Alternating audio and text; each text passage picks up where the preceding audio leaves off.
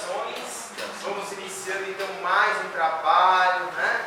Acerenando as nossas almas, buscando Jesus, pedindo licença a José de Mococa, esse grande mensageiro divino que tanto nos ajuda, tanto nos dá conselho para que a gente acorde para as necessidades que precisamos acordar, na verdade, e precisamos muito, né?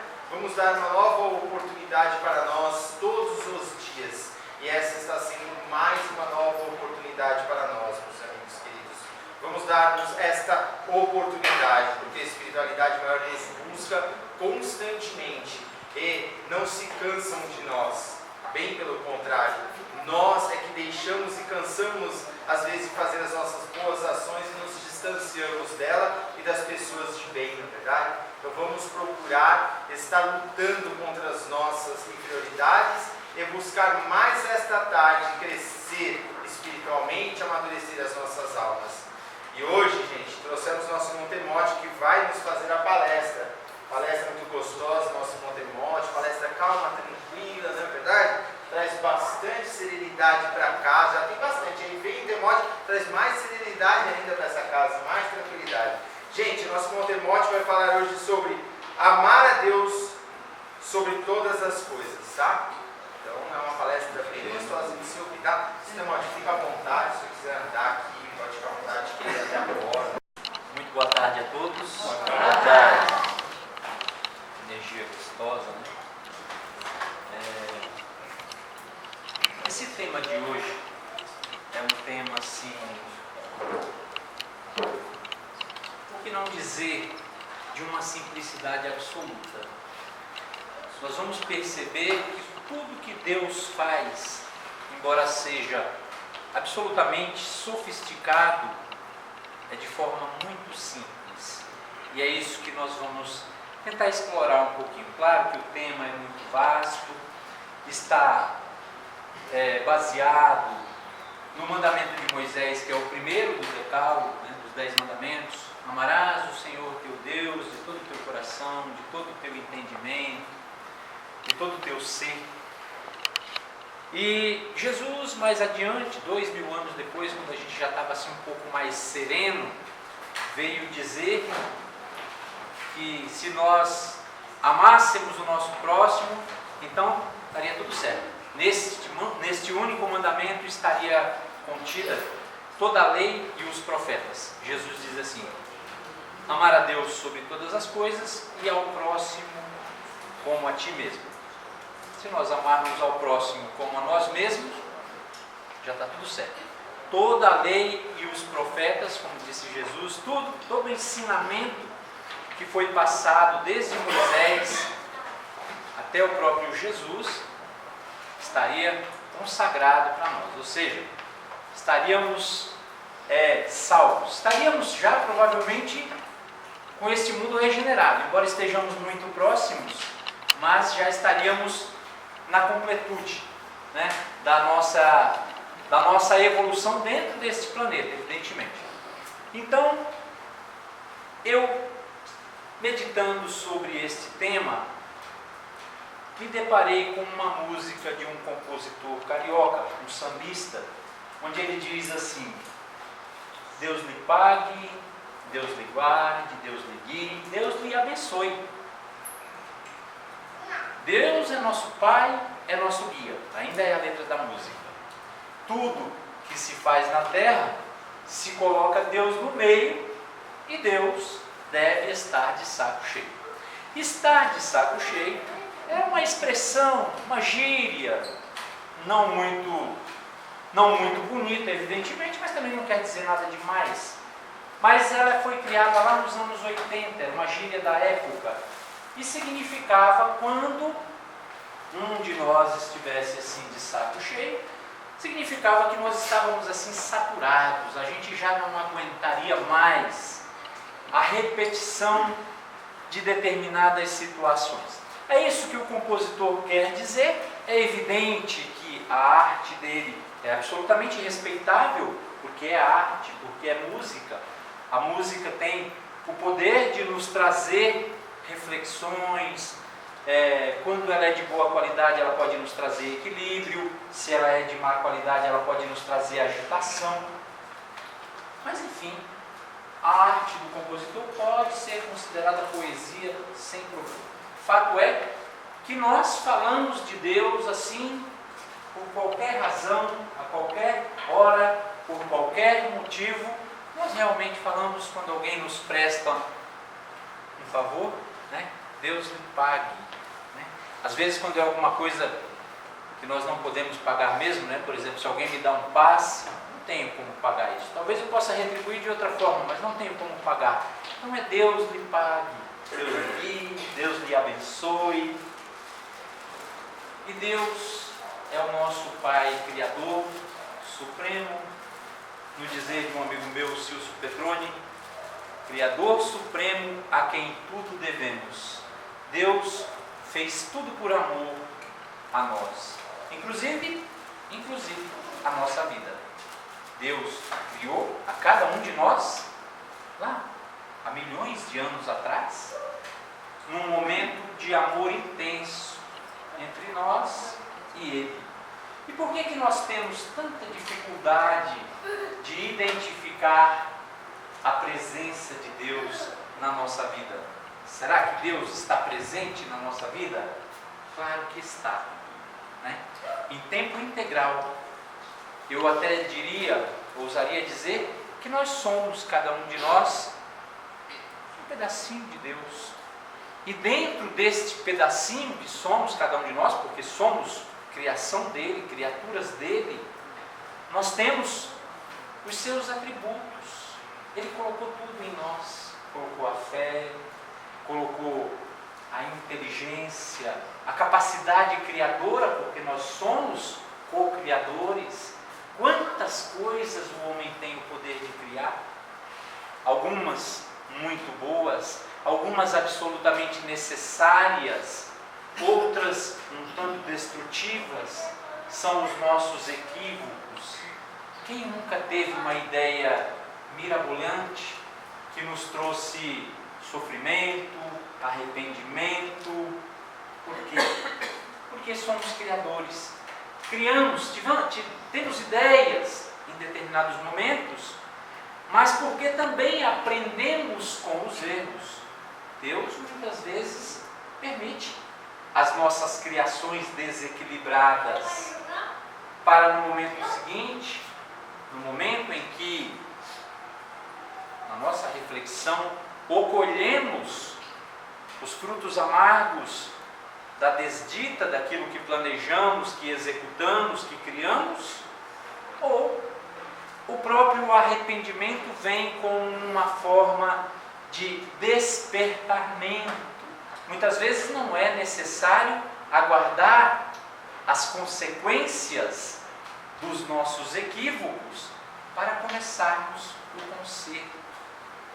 E é nisso que reside a beleza da nossa inteligência criadora, a capacidade do homem de se refazer, de se reinventar, de se renovar, porque nós estamos neste processo evolutivo em constante reflexão e mudança, e para melhor, muito embora, às vezes, nas nossas depressões, às vezes nos nossos desequilíbrios, às vezes na nossa fé inacabada, nós acreditemos que tudo à nossa volta é escuro, que tudo à nossa volta está se complicando.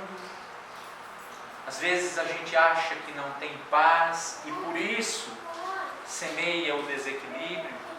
Às vezes a gente acha que não tem forças e por isso, muitas vezes, senta para lamentar, para chorar,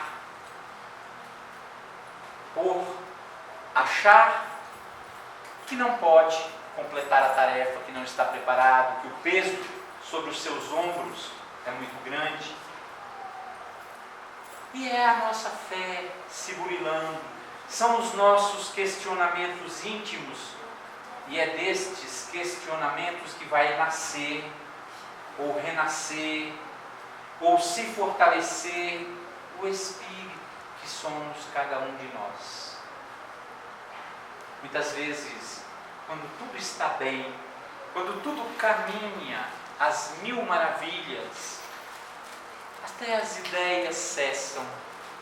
Parece que a nossa inspiração parou, mas a luta redentora, os nossos desafios, as missões incompletas ou inacabadas, tudo isso é para nós, quando nós não desistimos, fonte de inspiração.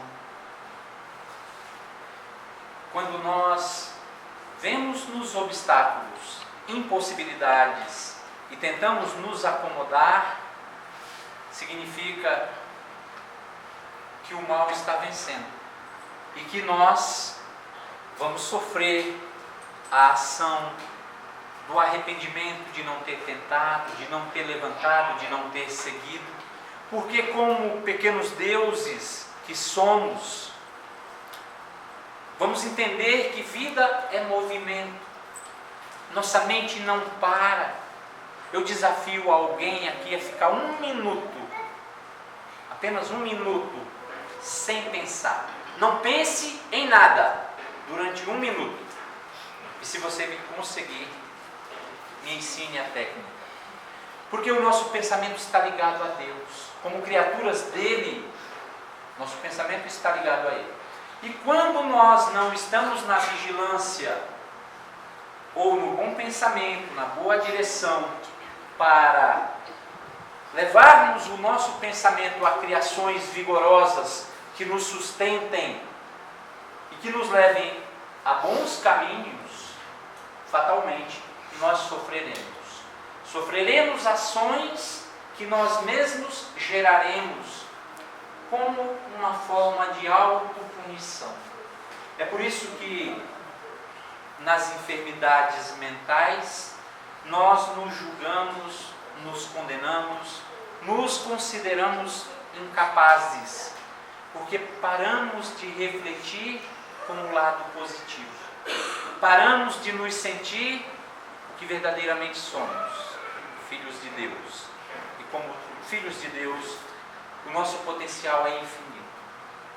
A psicologia diz que nós temos um mau hábito. Aliás, hábito é coisa que todos nós temos. E a doutrina espírita recomenda que nós sejamos vigilantes com os nossos hábitos, para que possamos transformar hábitos ruins em hábitos bons. Porque já que hábitos todos nós temos, quem não tem bons, tem maus hábitos, mas todos temos. Então a psicologia diz que nós temos o mau hábito de, quando surge um problema à nossa frente, como se uma porta se fechasse, como se Deus nos dissesse por aí, não, tente outro caminho, esse não será bom para você. Porque em verdade é isso que a vida faz com a gente. Às vezes nós queremos, e muitas vezes não refletimos. E nem sempre sabemos escolher exatamente ou eleger o melhor. Então às vezes a vida escolhe, Deus escolhe por nós. E quando Ele o faz, muitas vezes por revolta, por orgulho, a gente gostaria de retrucar. Se nos fosse permitido ter um diálogo com Deus, nós diríamos assim: por que eu, Senhor? Por que você me abandonou? Por que você soltou a minha mão? Por que você esqueceu de mim? Alguém aqui já passou por isso? Alguém aqui já brigou com Deus? Eu já. Uma vez eu tinha certeza que Ele tinha esquecido de mim. E aí eu briguei com Ele nesses termos. E falei para Ele: não fala mais comigo, eu não quero mais nada com você. Suportei umas 2 horas mais ou menos. Foram as 2 horas mais difíceis da minha vida, eu acho.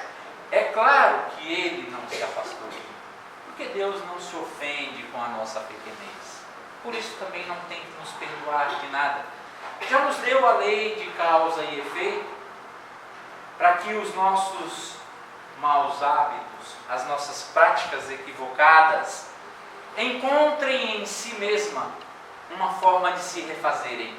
A nossa consciência, que é o nosso supremo juiz, já sabe como agir diante dos nossos equívocos. E as leis naturais, dizemos naturais porque são criação do Criador, elas nos encaminham dentro do caminho reto.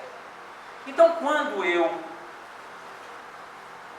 machuco alguém, firo alguém, seja com palavras, não seja com ações, me recuso a acreditar que um de nós espírita agredirá alguém.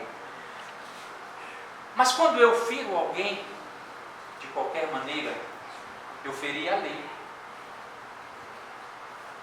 E a lei, dentro do espaço do tempo que Deus me reserva, porque o tempo também é uma concessão dele, que ele nos concede, evidentemente, e nós caminhamos dentro desse tempo que ele nos concede, que não é, a vida é eterna, mas o tempo não. O tempo é um curto espaço.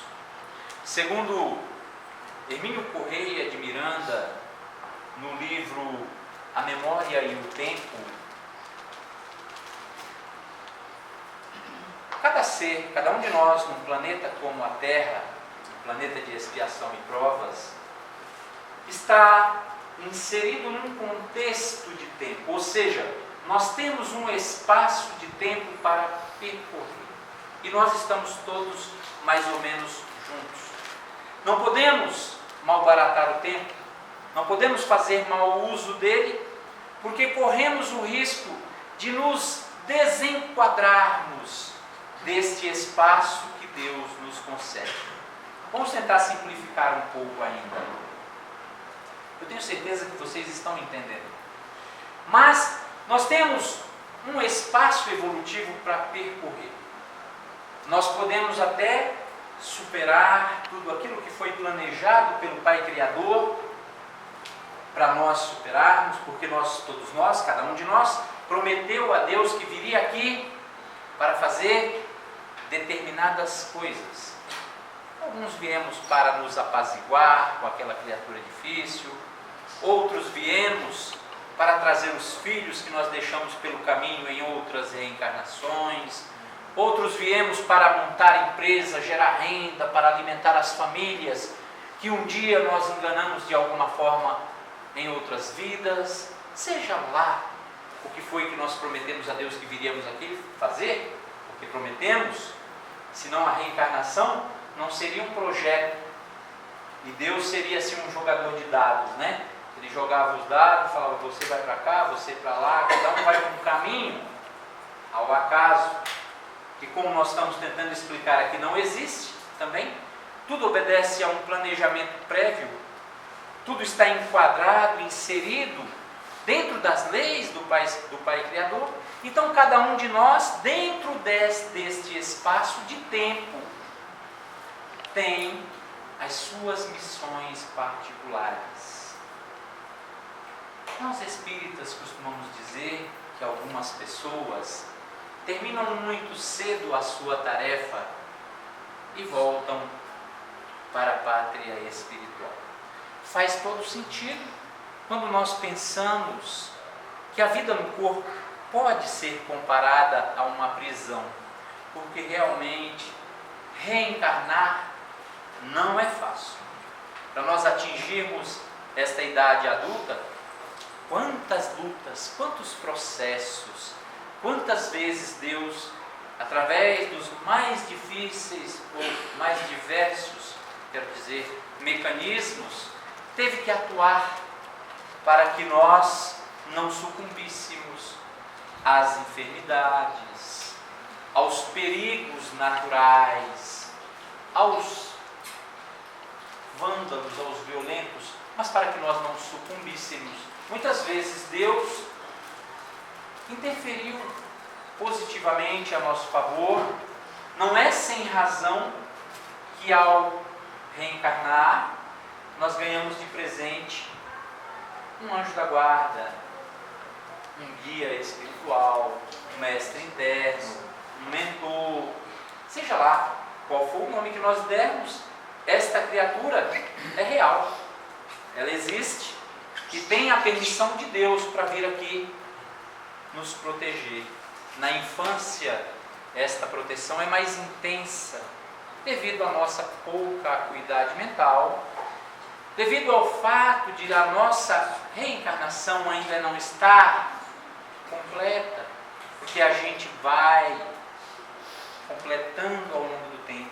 Há quem diga que uma reencarnação se completa aí por volta dos 7 anos de idade. Então, Deus, na sua sabedoria infinita, nos dá um protetor para nós fugirmos dos perigos da vida na primeira infância. Depois, à medida que nós vamos crescendo, muitas vezes fazendo escolhas, algumas não tão boas, não tão positivas, mas nós somos ainda auxiliados por esses irmãos do mundo maior, que nos gritam muitas vezes aos ouvidos: não vá por aqui, não faça isso, não responda, não brigue, não maltrate, não fira. E nós, quando chegamos à doutrina espírita, vamos descortinando que é totalmente possível. Vamos vibrar muita luz pela nossa irmã, que não se sentiu muito bem, que ela seja amparada pelo plano espiritual, certamente está sendo.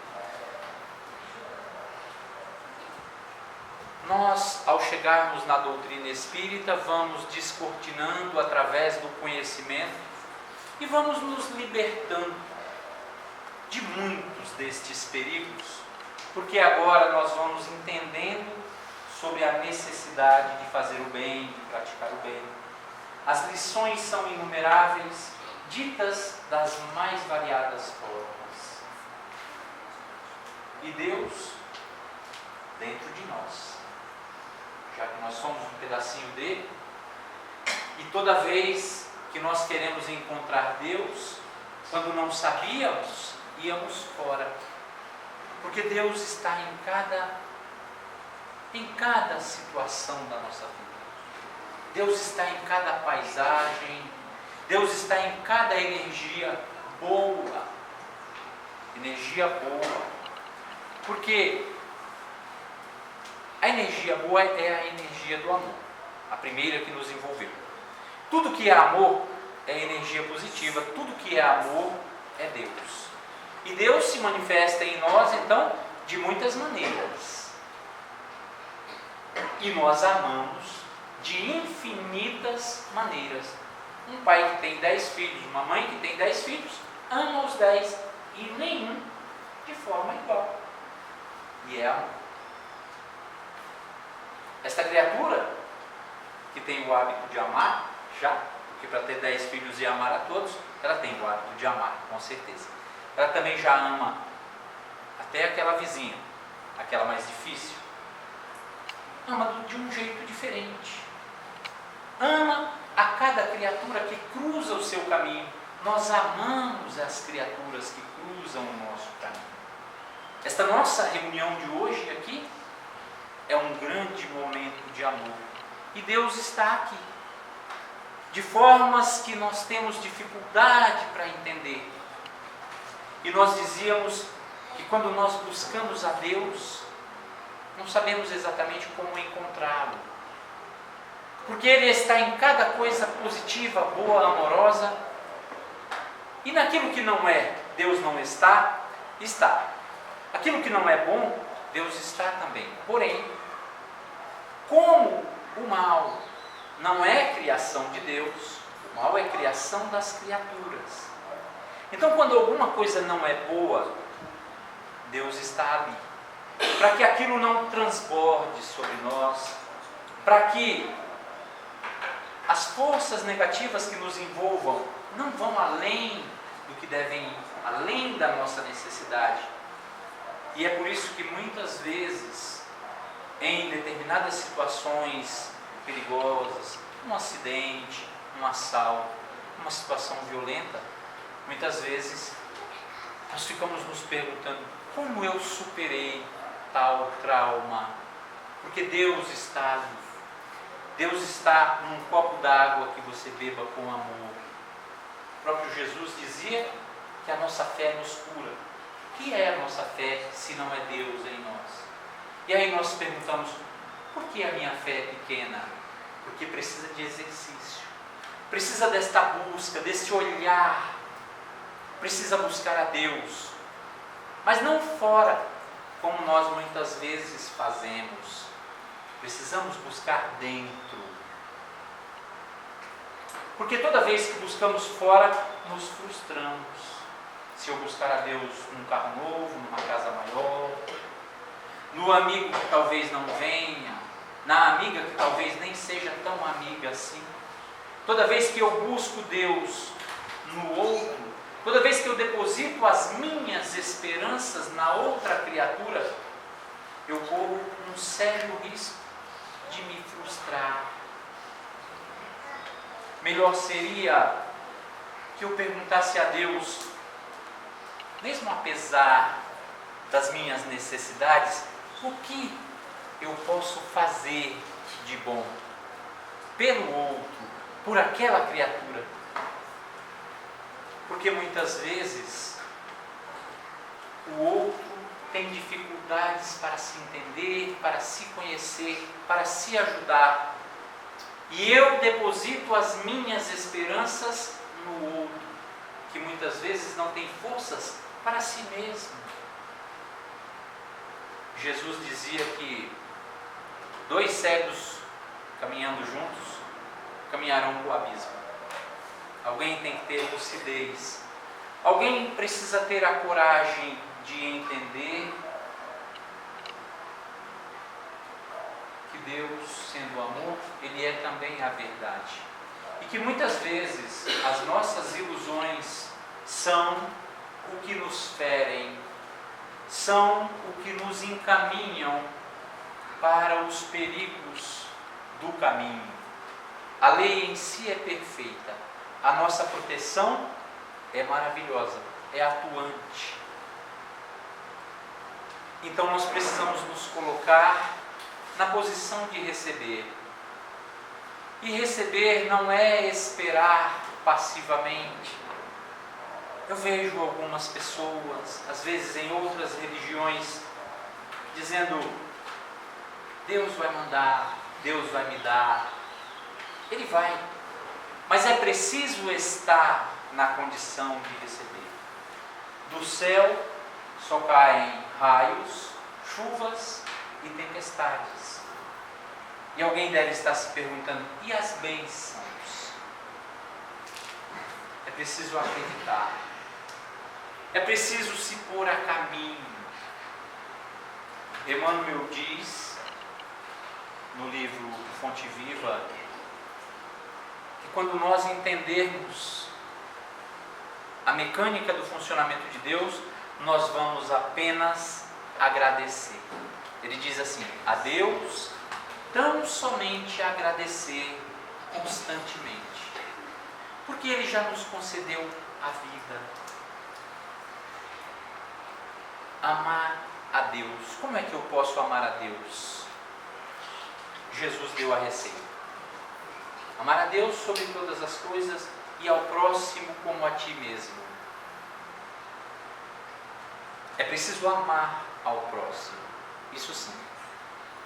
Mas também, se eu começar a amar o próximo, se eu abrir mão do meu tempo, se eu vier para a casa espírita 7 dias da semana, de manhã, de tarde e à noite, se eu não trabalhar pelo meu sustento,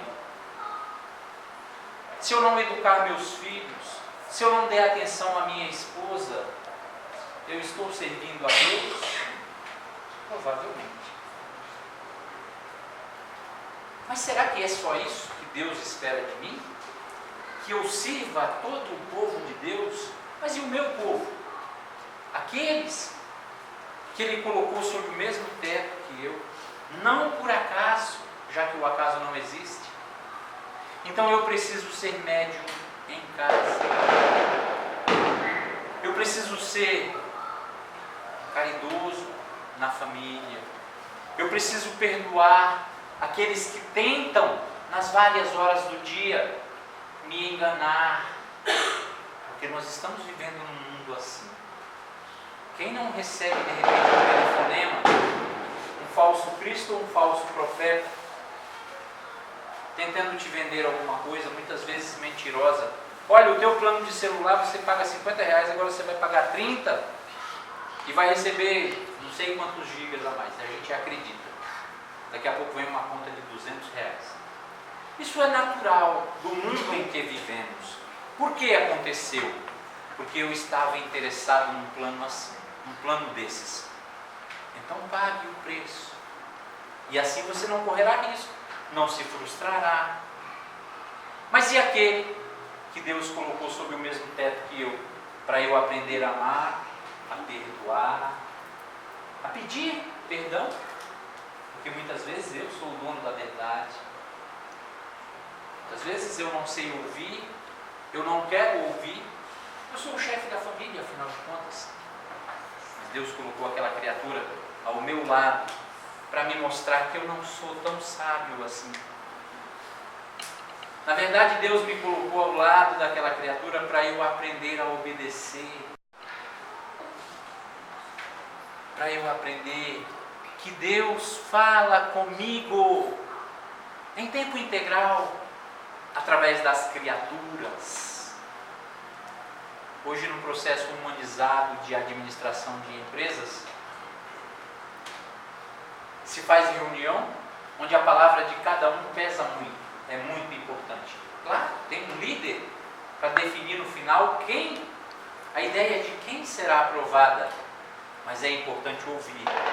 O faxineiro da empresa tem algo a dizer? Tem, e será ouvido, dentro deste novo conceito de administração. Aqui na Terra, materialmente, nós dizemos que quando a administração é boa, o administrador não precisa aparecer. Ele está ali na empresa, mas ninguém quase o vê. Ele não precisa ficar fiscalizando o trabalho de cada um, porque a administração é boa. Assim também é a administração do Pai Criador. Nós temos dificuldade de vê-lo, porque Ele está na empresa da nossa vida e Ele está bem perto, sempre, dentro da nossa consciência. Por isso, cada um de nós na empresa de Deus faz o seu melhor, produz o mais que pode, aprende o mais que pode.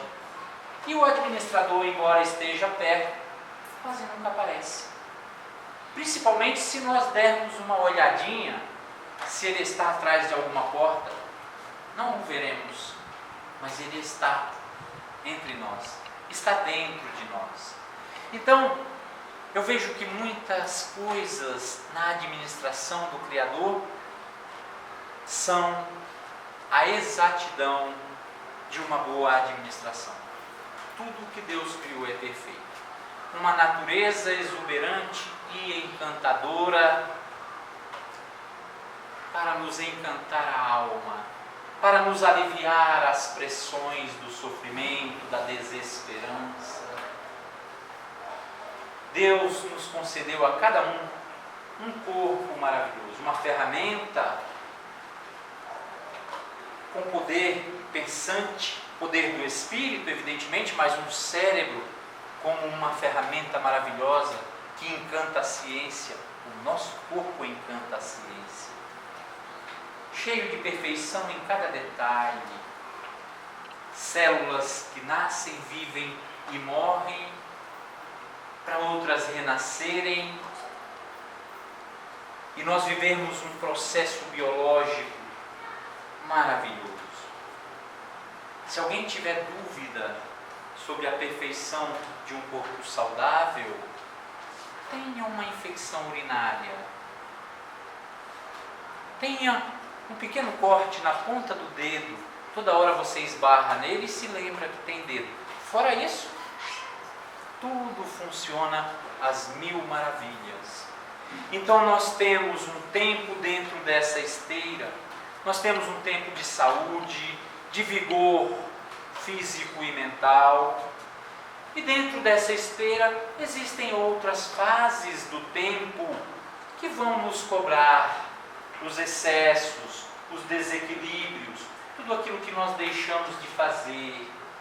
Então, como espíritas, dentro deste tema abrangente que é Deus na nossa vida, e o amar a Deus,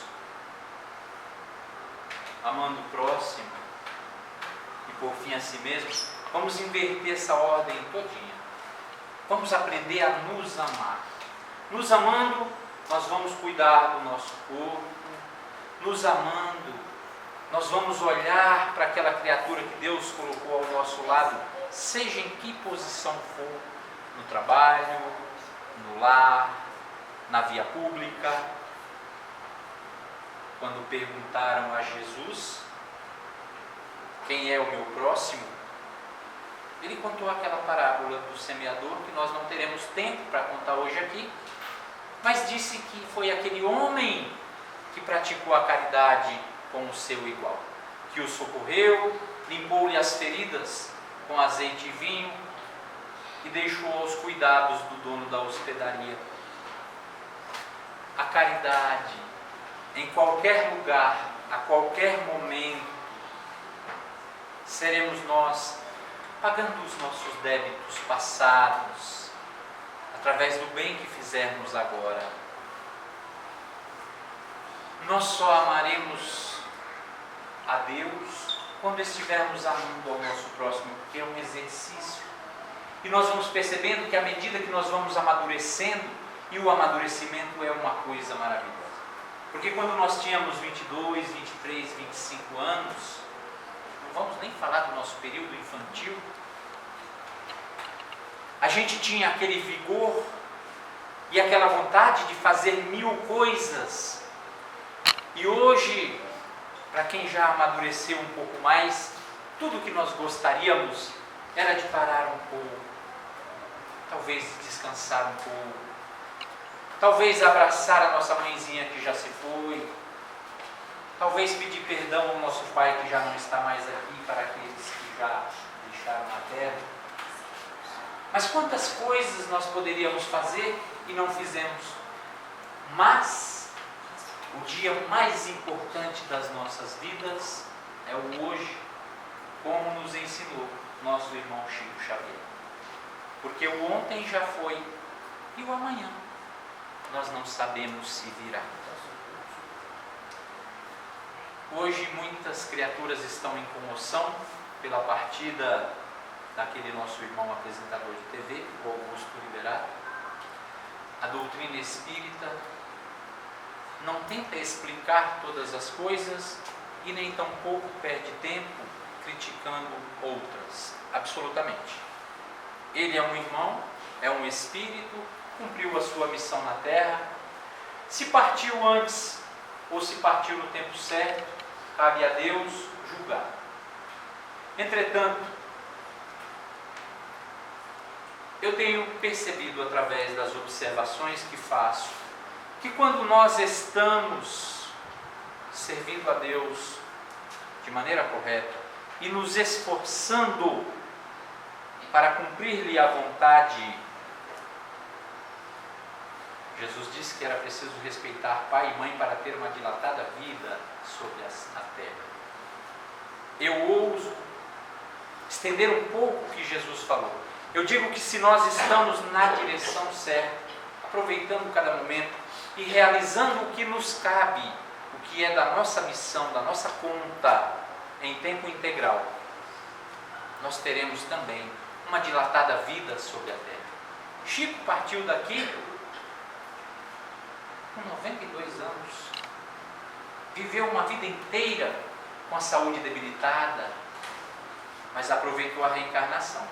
Quando chegou na meia idade, o seu projeto de vida, aquilo que ele prometeu a Deus, estava concluído, que era escrever 100 livros. Emmanuel chega e fala: Chico, o que nós vamos fazer? Terminou a nossa missão. Vamos desencarnar?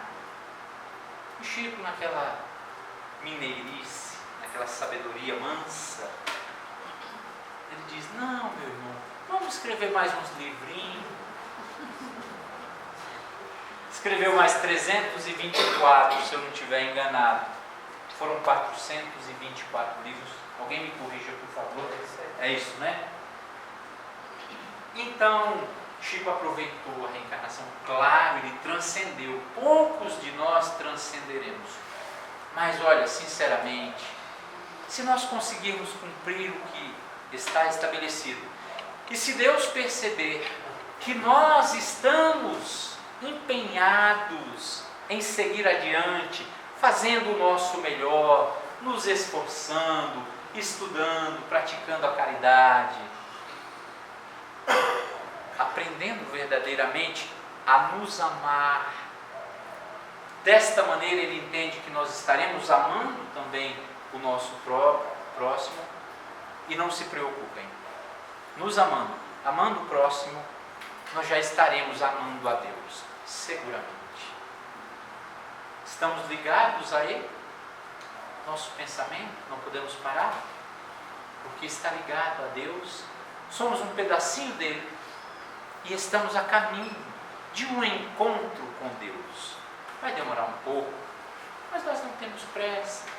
Ele nos criou e nos deu a vida para a eternidade dos tempos. O momento na terra é grave para aqueles que estão esperando alguma coisa cair do céu. O momento na terra é grave para quem não está buscando entender o amor. Mas o momento na terra é muito salutar para nós que estamos buscando entender a missão de Jesus, auxiliar com o melhor ao nosso alcance e aprender definitivamente tudo o que pudermos sobre o amor. Que Deus nos abençoe a todos.